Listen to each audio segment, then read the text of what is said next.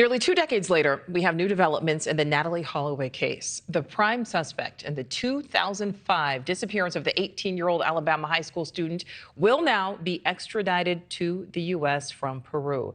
Joran van der Sloot is accused of wire fraud and trying to extort hundreds of thousands of dollars from the Holloway family. Correspondent Sloan Glass joins us live. Sloan, this has certainly been a long time coming for her family. Absolutely, Nicole. This is a story that gripped the nation.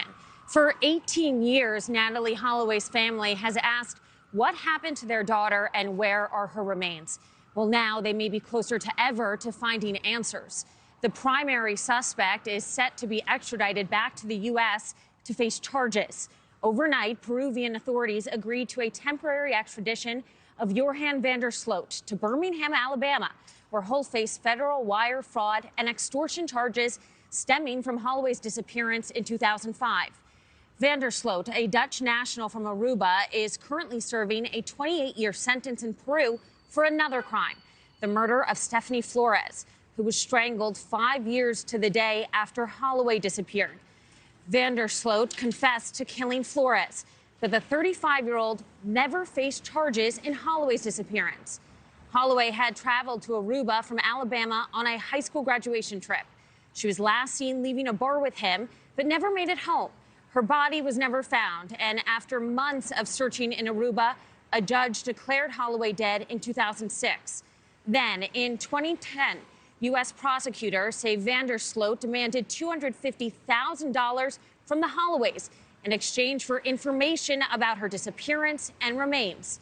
The Holloways then wired him $25,000 as part of an FBI sting. Prosecutors say he then knowingly took them to an incorrect area where he claimed her remains were located. These vicious kinds of crimes can never really be repaired. But you have somebody here who seems to have insight and information and was using that insight to gain a benefit. And that person seemingly now will be held responsible. And that is closure to some degree, at least. Now, knowing that Van der Sloot will be facing charges in the U.S., Holloway's mother said, "I was blessed to have Natalee in my life for 18 years. And as of this month, I've been without her for exactly 18. She would be 36 years old now. It has been a very long and painful journey, but the persistence of many is going to pay off. Together, we are finally getting justice for Natalee." As part of the extradition agreement, Van der Sloot will be sent back to Peru for the remainder of his sentencing for the murder of Stephanie Flores.